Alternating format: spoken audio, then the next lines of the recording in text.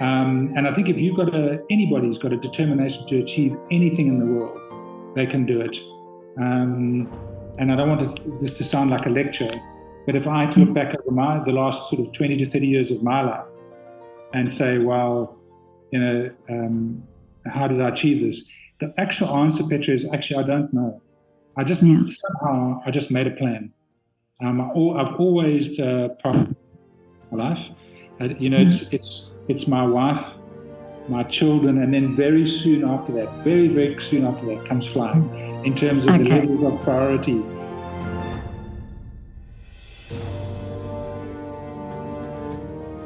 Good morning, Brad. It's so lovely to meet you here on Zoom.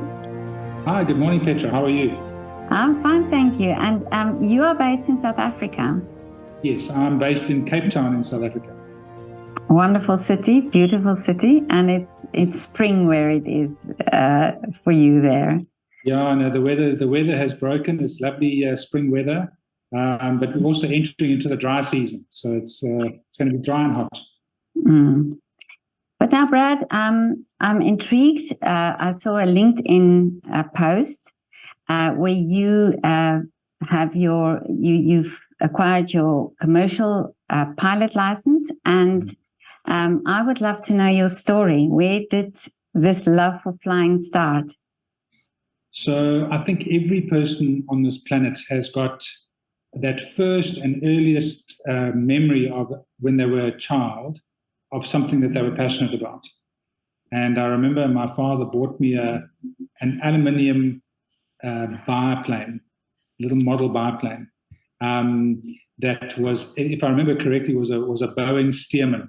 And if you know anything about flying, Boeing Stearmans are classic 1930s aircraft. And my father bought this for me as a toy. And ever since then, I've had a passion for flying. The problem with many parts or many types of flying is that they are expensive. And I don't come from a wealthy background. And there were many times when I thought that I'd never become a pilot. I certainly never thought that I'd become a commercial pilot. There were times when I was kind of living on the bones of my backside in a way. And then when you think about your dream, you think, well, it's just unreachable. But I was always had flying books in my room when I was a young boy. I'd always want to go down to the airport and watch airplanes, and I was a passionate attender of air shows, but still never thought that I'd have the financial means to be where I am now. When I was at university, I started paragliding, and that was a very sort of very economical way of being able to get into flying. It wasn't expensive. Paragliding was just opening up at that stage. It was certainly a sport for the brave-hearted at that time. And that's funny enough what actually brought me to Austria, because when I finished my studies, I came to Austria to come and ski and also paraglide. So I learned how to do flying in the snow in Westendorf in Austria, just outside St. Johann. So that's where I learned how to fly internationally, if you want to call it that. And then I carried on, and I went on from there. I went and started flying fixed-wing gliders, which is also a very economical way. So if anybody's really struggling to scrape the pennies together and they will still want to fly, paragliding and gliding are the sort of the cheapest and possibly the safest way of getting into flying. Then one day a friend of mine phoned me up and he said, "Listen, Brad, I've just qualified as a microlight pilot. Come and do your microlight pilot's license." And it was just the first kind of proper paying job that I had. And my friend Steve said to me, "Come and learn how to fly microlights." So off I went. And I what age were you then? I must have been mid-20s, I suppose. Oh, okay, yeah. And I went and learned how to fly microlights. And those are the ones that look like a hang glider, but with an engine on it. Yeah, yeah. And I just started dating my wife at that stage. And when I qualified as a microlight pilot's license, what's the first thing that you do? You take your girlfriend, fiance, why don't you take them flying? And I took Christy flying, and she was absolutely petrified. We landed on the ground, and she said, Brad, you've got two choices. You can carry on flying microlights, but I will divorce you, or you go and get your proper pilot's license. So I said, that's fine. And that was my license for me to then go and get my PPL. Oh, okay. And by that stage, I was in a fairly well-paying job, and I managed to afford my PPL. And then it was a case of just being able to scrape together all the things that were required for a commercial pilot's license. So I did my night rating. I did enough instrument hours to qualify for commercial pilot's license. I then accumulated enough hours to get my comm license. And then then COVID came, and there's an interesting story to be told around the exams that I had to write, because really, what happened was you're not looking at the most intelligent person in the world, okay? And I'm not so sure. These exams were petrifying for me to try and pass. Really? And there were 8 exams. I think I counted it up, and there were 24 attempts to write 8 exams. I eventually passed all 8 exams.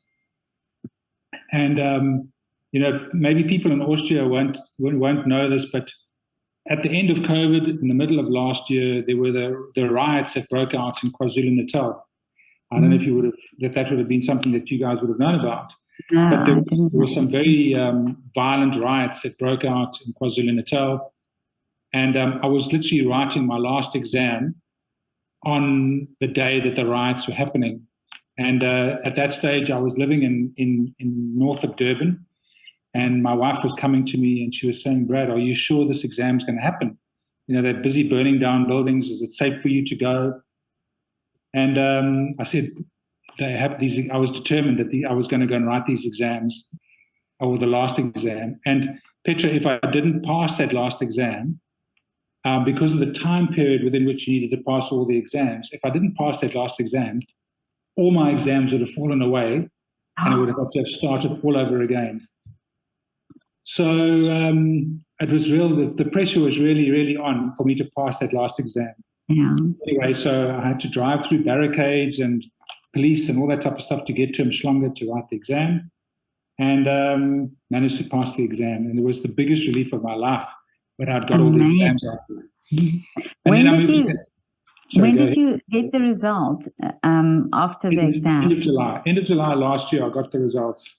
Amazing. And, it was with a huge sigh of relief that I managed to pass all these exams. Mm-hmm.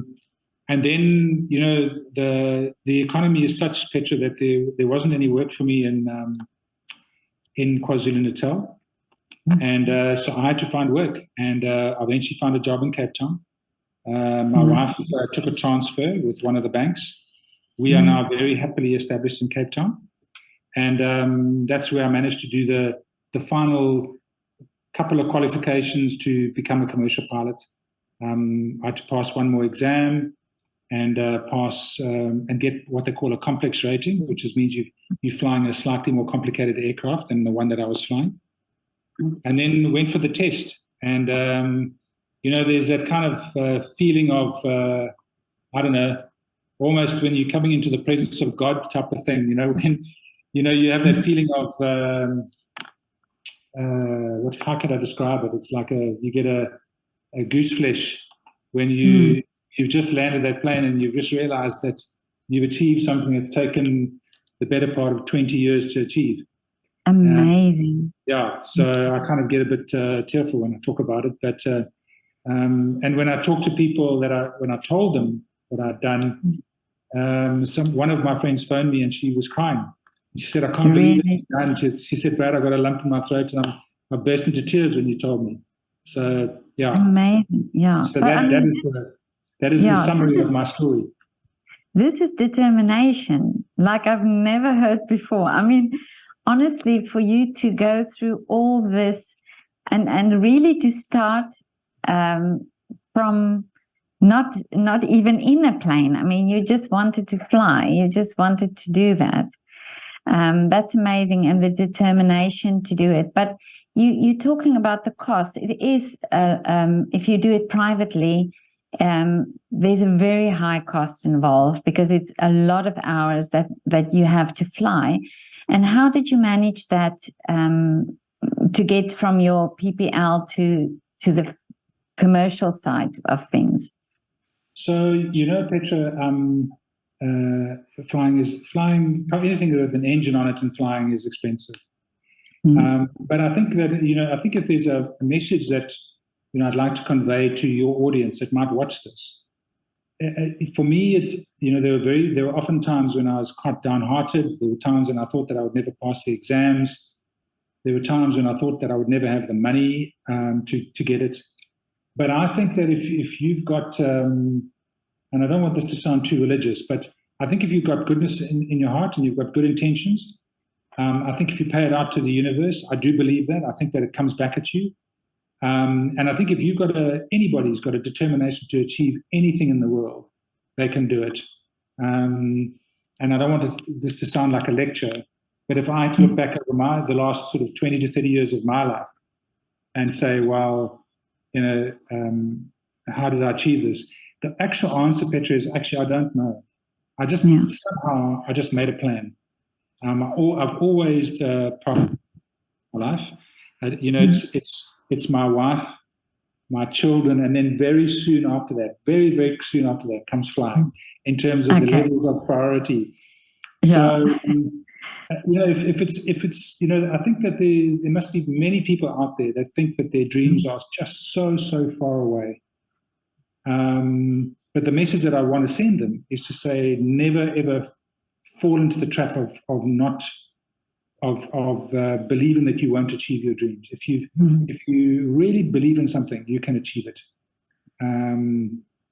But I think also it's that thing where we think, oh, I'm too old, or it's something that you have to acquire when you are still young, and by the time you're 30, you have to be already in this position. But isn't it interesting also that I heard the other day somebody said that the older we get, the more other experiences we have, life experiences that makes whatever we do later in life also different. That you bring with that qualification, you bring also this whole life experience. And do you think this is also the fact that you had to work so hard and that you really had to find ways to get to that point, that this brings with it something that is part of the commercial pilot that you are now? I think that you need a certain amount of resilience. I agree with you. I think that there needs to be a balance. I think that when if you bring all the totality of the life experiences together, what does that mean? I think it makes me a person of value. It does make you feel good about yourself, but it also, I think that, and to be honest with you, I think there've been very, very often there have been times in my life where I've thought I'm not of any value to the world, but now you're in a totally different place and you think, no, hang on, I'm of value to the world. The fact that you're talking to me right now is perhaps an indication of that. But that, that every person has got enormous amounts of value to add to the world. They just need to believe it. And I think that there's so much self-doubt. There are so many barricades that get put up to stop people achieving the things that they want to achieve. And you've got to decide whether those are real barricades or false ones. And the false ones you can ignore, and the real ones you make a plan and you get around them. And I think that, so there is a kind of, what you're saying is there is a kind of coming together of where things, all the kind of dots kind of get connected. Who would have thought that if you had told me 30 years ago, Brad, you're going to qualify as a commercial pilot, I would have never believed you. Okay. And so, my advice to people is that if they've really got a big dream, the way to achieve that big dream is to take small little bite-sized chunks out of that process on getting to that big dream that they're wanting to achieve. And I think that once I had a coach, and this is another piece of advice that I can give to people. If you're wanting to achieve something, to do it on your own can be very, very lonely. So garner all the people around you that are going to support you. I would have never achieved this if it wasn't for the support of my wife. She's gone through thick and thin with me on this whole thing. I've come home from exams, I've failed, and I'm chucking this thing in, I'm giving it up. It's a waste of time. She says, no, you're not. You're carrying on. You're committed to this. You're going to carry on. I had a coach, and he said to me, Brad, there are two types of people that are in your life that will try and stop you from what you're wanting to achieve. And you would know this, Petra, from coming from South Africa. There are guys called border buddies, and those are the guys that want to stop you from what you're wanting to do because they care for you. Those are your border buddies. And then you get your border bullies, and those are the guys that want to stop you from what you're wanting to do because they are, I don't know, they don't want to see you succeed. And you've got to separate those two groups of people out. Mm-hmm. And so when you've broken through that, first of all, there's a huge amount of relief that you managed to achieve something. But it just shows you, what, Petra, it's less about the pieces of paper and the qualifications and the skill. That's one thing. That's what's going to keep the aeroplane flying. But it says something about your character when you've achieved something like this. And I'm not giving myself any accolades. I'm actually discovering parts of my character that I never knew existed. Really? I never, I would often be criticized when I was a young boy that I would give up too easily on things. Well, I don't think that I can be accused of that one now. Absolutely not. This is such a great inspirational story. Really, I at points got goosebumps when you talked about certain things, and that and your determination. And of course, this is always the thing that we have to hear. We have to hear the unconventional stories, the ones that didn't follow the normal route, to get where you want to be. And I really admire you for that. So thanks, Petra. But I mean, just to that point, one of the things that stops people from achieving things is convention. Yeah. I mean, who says that you can't become a commercial pilot at the age of 54? Who says that you can't become a commercial pilot at the age of 64 or 74? If you are healthy enough, you're good enough to fly.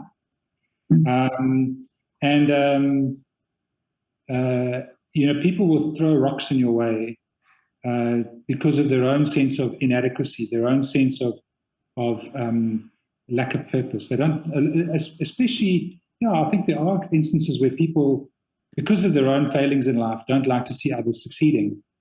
And I really think that, I would really appeal to people to chuck away convention. And, because it's convention that actually gets in your way. So if there's a 50-year-old or a 60-year-old that's considering doing something quite audacious, I would say, I'd say to that person, you've got less road in front of you than what you've got behind you. And that's a good thing because you've got experience on your side. And the other thing is that but you haven't got a lot of time on your side, so you've got no excuse not to do something. You've got to go and do those things that you want to go and do. Because what I've realized is that your time on this planet is so short that for you to say, I could have done this or I could have done that, but I didn't, I think is actually a tragedy. And I think that there's so much wasted potential because of convention. Can you imagine the amount of potential that we could unlock on this planet if we could just throw convention out of the window? And you look at people that are exceptionally successful. They are, by definition, they are unconventional. I mean, I don't consider myself a success. I mean, okay, I've achieved a measure of success in life. But if you took someone like Elon Musk or Bezos, those guys have really thrown convention out the window. and said, we're not going to do it like this, we're going to do it totally differently. And look what they've achieved. And if you look at where the planet is, we really are in a corner, environmentally, economically, socially, and politically. We really are living with very old, archaic institutions in our society. And we need, this is an appeal to young people, is to put up their hand and say, well, we're not going to live with the way previous generations have done things. That might have been the convention up until now, but we are going to do things differently. Because if we don't, Petra, if we don't encourage that unconventional thinking, I fear that I know this sounds like really sort of existential stuff, but I really fear for the future of the planet. Because I think it was Einstein that said, if we're going to use old logic in solving the problems that have been created for us, we're never going to solve those problems. Yeah. We've got to use new logic. And so I would really encourage people to be audacious, throw convention out the window, maybe give the middle finger, because, and I would certainly say to people, don't ask for permission, because you're not going to get it. Ask for forgiveness. Yeah, that's a great way of saying it. But it's such a coincidence. Well, there's no such thing as coincidence. But just yesterday, I did an interview with a young conductor who had a total unconventional path. Didn't do all the competitions and all the only started really playing when he was 16, piano, but now he's assistant conductor at the Royal Ballet. And you would think this now I'm talking to you, and it's also this unconventional story, and I love it. I love that it's that you can hear the success of people who's done it that way. So yeah, I love this. I want to go back to something that you might have referred to tangentially earlier, is that the kind of the kind of natural maturation process of humans is such that you literally, your body is changing chemically, so you behave and you think differently as you mature, because literally the chemicals flowing around your body are different, and that's a good thing, because you've got that experience behind you. You make decisions less rapidly. You think about things more deeply. You're less impetuous about things. The bad thing is, of course, is as you get older, you've got less energy. All right, but the thing that I'd really encourage people to do, it doesn't matter how old you are, is never, ever let go of the child inside of you. People say, oh, you're being immature. Well, I don't care. I'm going to be the way I want to be. If I want to make silly, corny jokes, I'm going to make silly, corny jokes. That's who I am. But never let that child go in you, because it's that child in you, it's that child in that conductor that you interviewed that got him to where he was being. If he had been the pure adult, he probably wouldn't have become a conductor. Yeah. So it doesn't matter how old the physical frame is. There's always some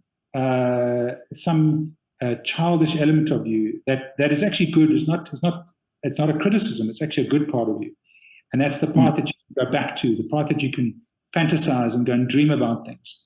Those are the things that we live in such a hard world, Petra, where we are constantly reminded about.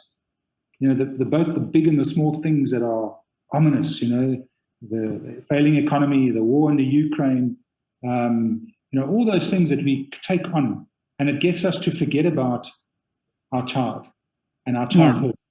Yeah. And that is something that we should not do, because I think it's, you talk about creativity and the artist.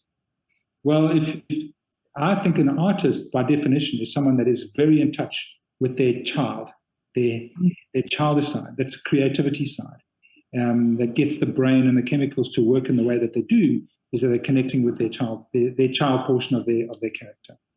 Mm-hmm. I agree, and I think it's you need a sense of naivety. You have to be a bit naive to be able to have these dreams and have these aspirations, and I think that's wonderful. I think, and that's part of that child, being that child, that inner child that you're talking about. Absolutely. And I think that when we get into the world of work, there's a certain conventional way in which you're expected to behave. And, you wonder why, we are, as a planet, we are in the corner that we're in, is because of that lack of naivety, that so-called lack of naivety, where people have said, well, you can't do it like this because it's been tried and it's failed before. And I'll give you an example, Petra. I mean, I sit in an office here. I'm a regional director for Sanka here in the Western Cape. So I deal with drugs and alcohol every day of my life. So it's a very, excuse the poor term that I'm going to use, but it's a very sobering experience to work at Sanka. Because you really see the very negative end of our society. Okay, a very stigmatized part of our society. And I sat in a staff meeting with my staff this morning, and we were discussing what we were going to do for the year-end function. And they said, are we going to do a lunch? And I said, no, we're not going to do a lunch. We're not going to do it like this.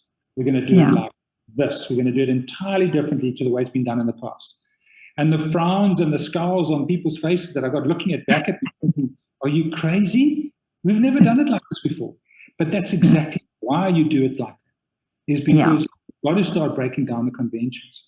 And I think that, wouldn't it be great if we could teach our children right from the get-go, when they go to nursery school and primary school, that being unconventional is actually a good thing.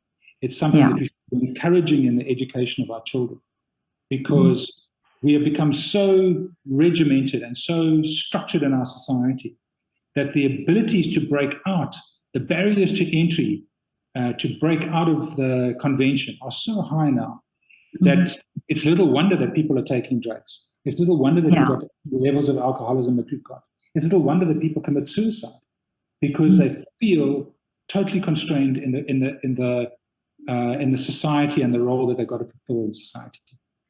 So I agree with and I think this is also something where we have to look at the education system and think, I strongly believe that there are many children who would absolutely benefit by being exposed to different forms of art, for them to express themselves in different ways. I mean, you are talking, you also doing photography, and you know that there's so many different ways of doing it, and it doesn't have to be music. It can be dancing. It can be all different things, and that we give children this opportunity, because I think our education system is also very much based on this old way of doing it, and this conventional way of doing it. Well, you see, and I think the reason for that, Petra, is because the education system has been a way of exercising power and control. So we know that if we teach our children to be this, and there's a very strong, clear delineation between right and wrong, black and white. And if we know exactly what the world is according to how we are taught to be, that is going to be the way the world is. And I think that unfortunately, that isn't how humans are not robots. Humans are, I remember I had many years ago, I used to be the CEO of an organization, and one of my directors was in a meeting with me, and the meeting was an absolute mess. And he could see me getting anxious and getting upset because this meeting was a mess. And he leaned over to me and he whispered in my ear, and he said, Brad, he said, just relax, man. He said, humans are messy creatures. And I think we need to accept that humans are messy creatures.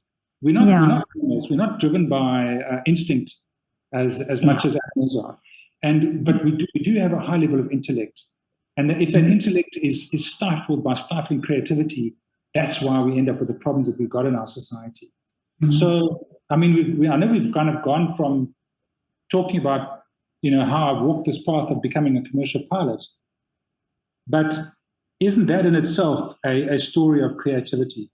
When you're going down a certain road and you're blocked, I tried to get into the Air Force. I was too tall for the Air Force, and I certainly didn't have the academic results to qualify me for the Air Force. So I had to give up that one. I tried to apply to SAA to become a commercial pilot, and they turned me down. And so, creativity is about trying and failing at things, and not being thrown off the scent by failure. And I think that we really need to encourage our children to try and fail, and fail magnanimously, not small failures. We need people to make big failures in our society. And you know what we need to do? We need to actually congratulate them and give them accolades for failing. Because they tried. And it's amazing. The first commercial pilot exam that I wrote, I went away and wrote this exam, and I think I walked away with something like 15% as my first result, and the pass mark is 75, Petra. I thought, oh my God, how am I going to pass this? And I went home and I was in a black, cloudy mood, and my wife said, what's wrong with you? And I said, I failed my first exam. And she said, all right, well, you're obviously not doing the right thing. Try again. And so it was just a case of trying and trying and trying, and experimenting with different things. And I had to hustle. I didn't always have the money to go and pay for the exams. So that is a form of creativity. And I think we really need to inculcate into our children the spirit of failure being a good thing, not a bad thing. Yeah. Well, if we talk about aviation and you just read the story of the Wright brothers and how they started and how they got that plane in the air, it was a lot of failures, a lot of things that they had to just rethink and start again. So I think, you're absolutely right. It's about failing. Yeah. It is. And, if you look at what the Wright brothers were, they were two brothers. They owned a bicycle store. Yeah. They owned a bicycle store, for God's sake. They weren't aerodynamists. They weren't scientists. They were guys that were competing to build the first aircraft at the same time as them, that had much more money than what they had. So the Wright brothers actually had every reason to not be successful. But what were they? They were successful. And why was it? Because they worked their asses off. They had their hearts in the right place, and they tried and tried and tried. And I don't know if it was Orville, I don't know if it was Wilbur, but one of them died in an air crash a couple of years after the first flight. And he was on his deathbed. And he said, you will not get anywhere in life if you sit on the fence. And I think, unfortunately, in our world, we have created a world of ambivalence, a world of mediocrity, because it's safe. No one needs to, if you step out of line, no one's going to criticize you, if you don't step out of line. So we need less fence sitters, and we need more people to put up their hand and say, well, this is not acceptable. I want to do it like this. We need more Brads in this world. No, you don't need more Brads. No, I think my wife will say, no, there's enough. There's enough of Brads. But I think, it's actually not about me, Petra. It's about, you and every other there's 7 billion of us on this planet. Could you imagine if we could tap into the creative spirit of 7 billion people? And it's, creativity is not linked to your wealth or your education or anything like that. Your spirit of creativity, you could be living in the wrong end of Ethiopia, and you could be a creative soul. But for people but it's not just about that person. It's about the next person that's sitting next to that person to say, well done, fantastic. What you're doing is the right thing. But what we tend to do is we tend to laugh at people that try. We tend to try and humiliate people that are stepping out of the orthodox way of doing things. And why? Because they're just being stupid. And I think that culture needs to end. And I wish that we could talk to our powers that be. But remember, they're in power because why? Because they've gone the orthodox route, and their power base will be threatened if people are unorthodox in their views. Okay. Yeah. No, you're absolutely right. But now, Brad, you've achieved so much already, and but what is the dream now? Now you're a commercial pilot. What is the dream? So, I mean, there's stuff that, you know what, Petra, there's stuff that I'm not even going to talk to you about. Yeah. Because you know what they say, hey? They say the minute that you talk about things, your brain believes that you've done it. Okay. Yeah. Therefore, you don't do it because your brain is now locked into that comfort zone on thinking that is now achieved what you've said you're going to achieve, and therefore you don't do it. So, Petra, I am driven. I do have some ambitions. Next year, I am going to. I've already registered for it, so I'm going to start my master's in space studies. What? Yeah, absolutely. Amazing. Yeah. So there's a master's course you can do on space, and my wife will tell you that I have an unhealthy obsession with following Elon Musk and SpaceX and everything that's happening in the space industry. So yeah, absolutely, I'm very passionate about space. Okay, so the sky is not the limit for you, space is. No, absolutely not. And I think specifically, Petra, I think that the space industry could be a total game changer for the fortunes of Africa. I think that communications and access to education, access to information. So I think that Africa has got a huge amount to benefit from the technology that emerges out of the space industry.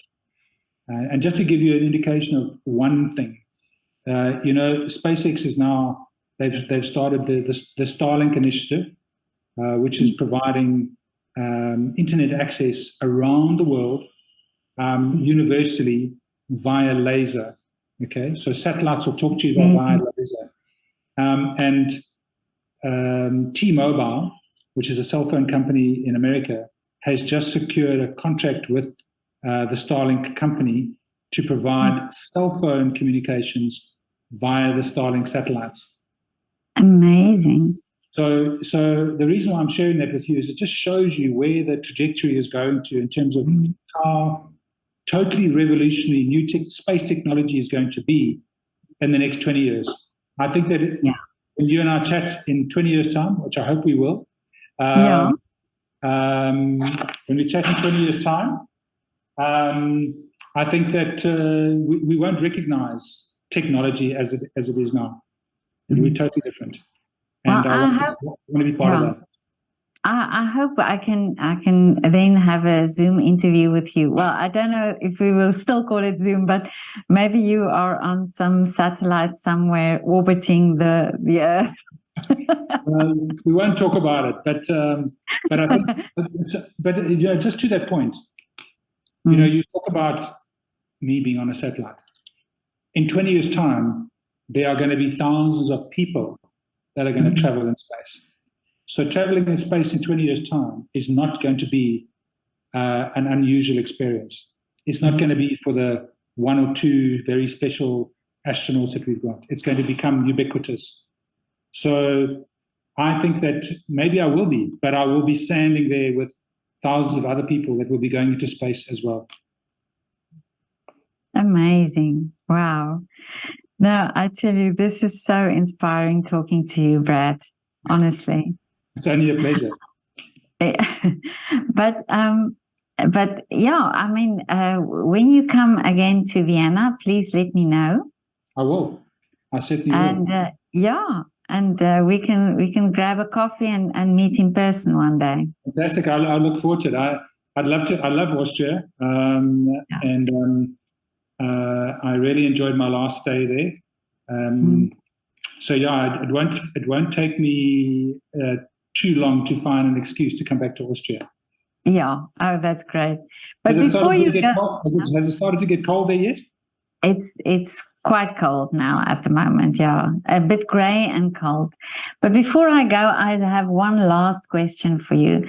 I want to know, where do you go for coffee, or what is your favorite restaurant in Cape Town? So, you know what? We actually do not have a favorite restaurant. My wife and I are inveterate adventurers in all sorts of things.